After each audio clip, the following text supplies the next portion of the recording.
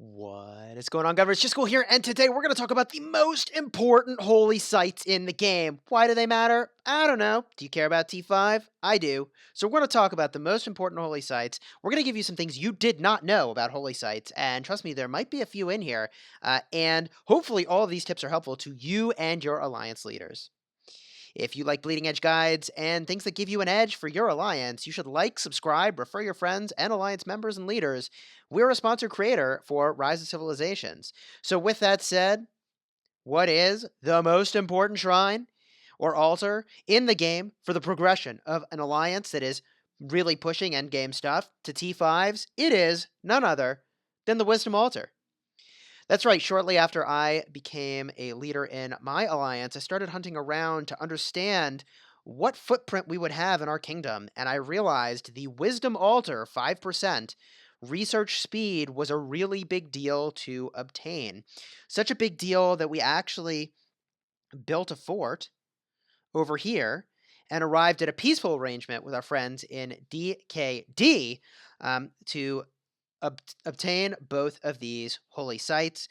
One is for training speed, the other is for research speed. Very, very important, easy to understand why that would be the case. But for perspective, I'm already at 24.5 million power, and I did some math to see like what would it take for me to get at least one tier 5 troop.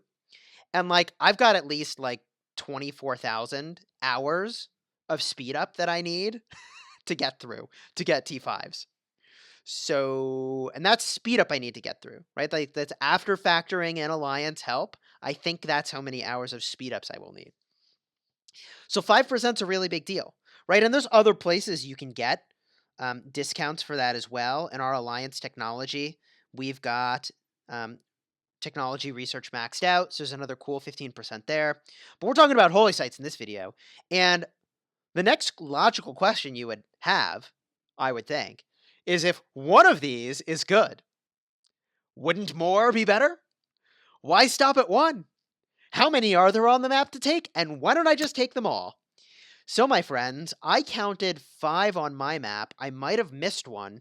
I can even point out where most of them are because, like, there was a time when we were looking and we were talking about, like, so, where are we going?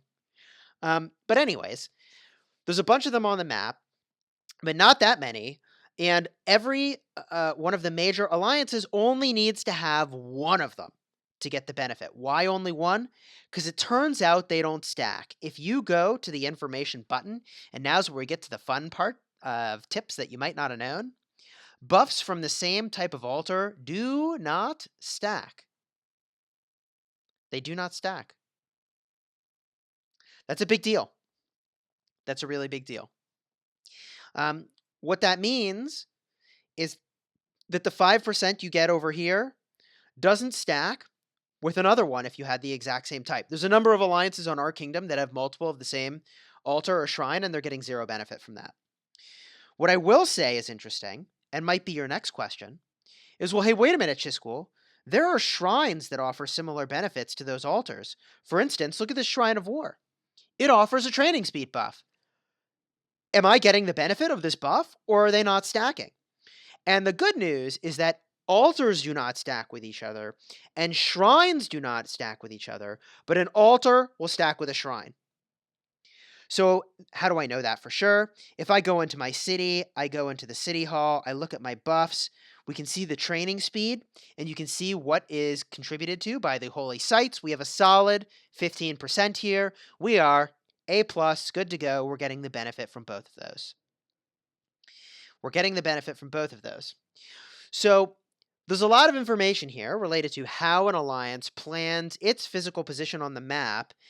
We've used all 3 of our fortresses. There's a number of reasons why I think that's a great thing to do. One, it increases the number of members that you can recruit to your alliance, which is a big deal.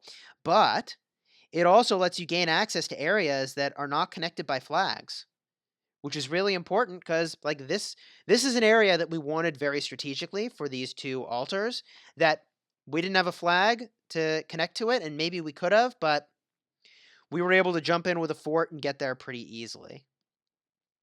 A couple other things worth mentioning before we wrap up today is that I'm sure you notice this, because, every time there's like a new event around the corner, you visit your city hall, right? And you hit into here and you look, hey, wait a minute. What's that, Chisgule? Love is in the air. Cupid's arrow. Cupid's arrow. It looks like we're going to get a new skin. And you might have expected that you'd get a archer boost of some kind with a little Cupid event, but it's infantry. It's infantry that's being struck by love, and the cavalry, all the arrows miss them. The love arrows miss them. They get minus 5% health. The infantry get plus 5% health. I don't know. I'm pretty cool. Pretty excited to see how they unlock it. I think it looks pretty cool. Little lovey-dovey for my taste. And I'm not all that into infantry, nor am I so into infantry I'm gonna take a hit on cavalry. So I don't plan to be using it, but I can see individuals who might. Legend Ronnie. So, anyways, there are some infantry lovers out there who will really appreciate that setup. So to summarize, my friends, and I think it was an interesting stuff we talked about, the most important alter is 5% research speed, in my opinion. Also, I think 5% building speed is a big deal, and obviously 5% training is awesome. Those are really good to pick up, research speed being the most important, but don't pick multiple of the same type because they're not going to stack. So even if you're the alpha who can go anywhere in the kingdom and do whatever you want, you still only need one of each. If you found this video helpful, please do like and subscribe. Share it with your alliance leaders. It would mean a lot to me. And if you've got any comments or things that I missed, leave them down below. Eager to see what those are. Until next time, my friends, you have fun smashing the kingdom.